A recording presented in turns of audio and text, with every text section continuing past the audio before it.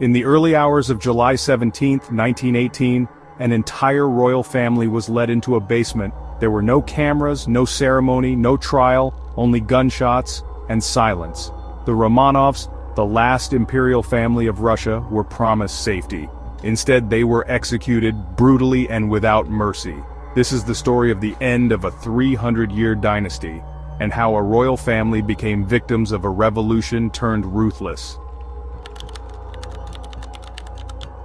Nicholas II was never meant to be Tsar, quiet, devout, more suited for a monastery than a throne.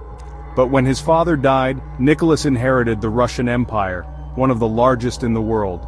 At first, the people adored him, but behind the palace walls, things were unraveling. Nicholas was unprepared. He trusted the wrong advisors. He ignored the rising cries of hunger, poverty, and reform. Then came Rasputin. Grigory Rasputin, a mystic, a healer, and possibly a fraud, wormed his way into the heart of the royal family. Nicholas's son Alexei had hemophilia. No doctor could help, but Rasputin prayed over the boy, and he improved. The Empress Alexandra believed he was a holy man, and soon Rasputin had influence over the crown. Corruption spread, rumors exploded. The people called the royal family cursed. By the time World War I broke out, Russia was already fragile. The war shattered what was left. Millions died. Nicholas went to the front and left Rasputin and Alexandra in charge. That was the final blow. In 1917, the Russian people rose up. Workers, soldiers, mothers with starving children. The February Revolution forced Nicholas to abdicate. The 300-year Romanov dynasty was over.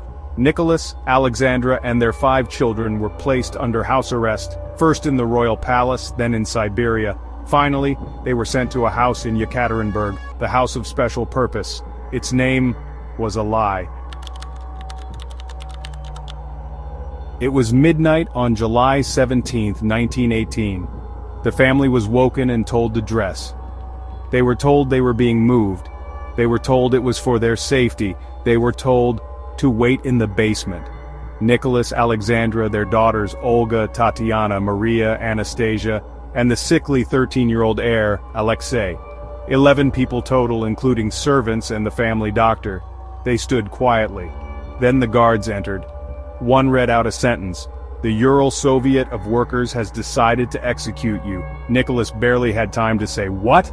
Then, gunfire. The first bullets didn't kill them all. The daughters had sewn jewels into their corsets. The bullets bounced off, causing the gunfire to ricochet. Guards pulled bayonets. Others shot again at close range. The room filled with blood, smoke, screaming. It took 20 minutes to kill them all. One of the girls may have still been alive as her body was loaded onto a truck. They were taken to the woods, stripped, burned, buried in shallow graves. The killers tried to erase their faces from history, but some stories refused to stay buried. For decades, rumors swirled. One daughter had survived, Anastasia. Women across Europe claimed to be her. One even gained fame insisting she had escaped. DNA would later prove she was lying. The real Anastasia had died in that basement, just like the rest. But the myth survived because people needed hope, even if it was false. It took 80 years for the Russian government to admit what happened. In 1991, the family's bones were finally found. In 1998, they were buried with full honors, and in 2000, they were canonized as saints by the Russian Orthodox Church, not as rulers, but as martyrs. A family caught in a revolution, a crown shattered by war, children lost in the smoke of history. The execution of the Romanovs wasn't just the end of an empire, it was the death of innocence, the triumph of chaos over order. Their story is one of faith, power, betrayal, and the terrible cost of silence. History is full of tragic endings, but this one still echoes.